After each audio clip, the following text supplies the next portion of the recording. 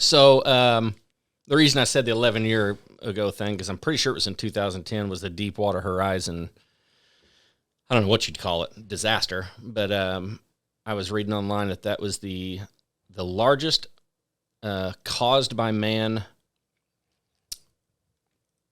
ecological disaster in human history.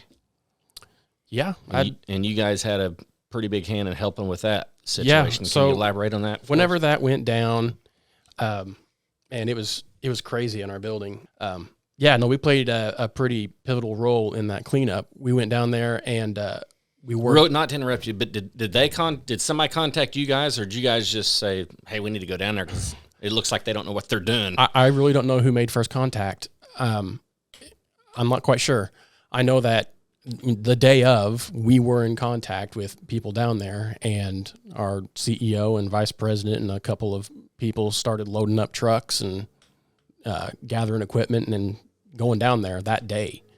So I don't know who made first contact. I don't know, but we were down there within 24 hours, and 24 hours of knowing that there was oil to be picked up, and we took our Fireboom systems. We make two different types of Fireboom. One is called American Fireboom, and it is made of like ceramic and metal mesh and a few different other type of fire retardant products.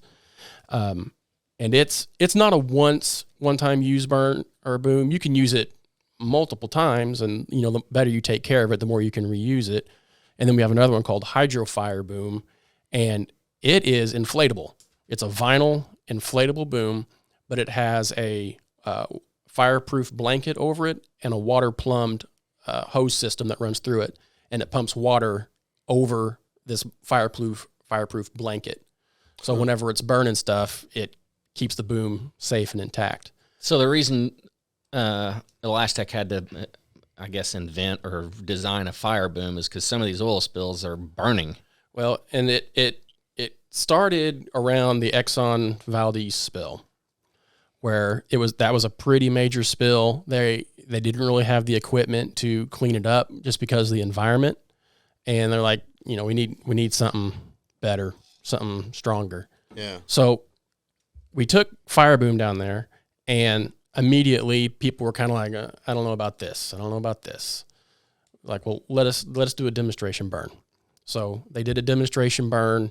They showed them that, hey, the oil's catching. We can destroy a lot of oil here really quick. So they said, okay. So they gave us like one boat, and that one boat started becoming really successful. Then they gave us two boats. By the end of the whole thing, the company who gave you the boat? Basically, we were working in conjunction with the Coast Guard. Gotcha. So we were kind of following their lead. We were the point people as far as like orchestrating things, but we were working under their jurisdiction. And by the end of it, we had a couple hundred people and dozens of boats. And they were probably saying, what else do you need? Pretty much. We couldn't get boom fast enough. We were calling in, basically calling in favors from clients around the world who'd purchased Fireboom in the past and having them fly it into us so we could use it. And we were just using shrimp boat captains and their shrimp boats to pull this stuff. Yeah.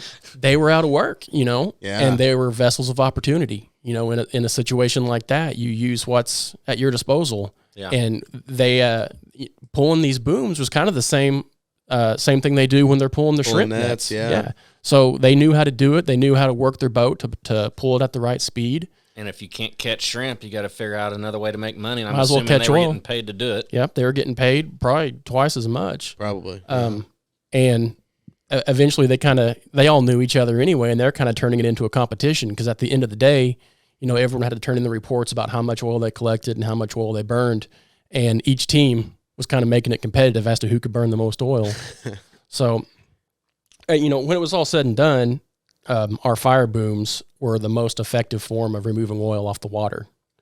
I think natural evaporation and dispersion was number one, and then we were number two when it came to removing oil. We actually set a Guinness World Record for longest continuous oil burned at sea at just under 12 hours.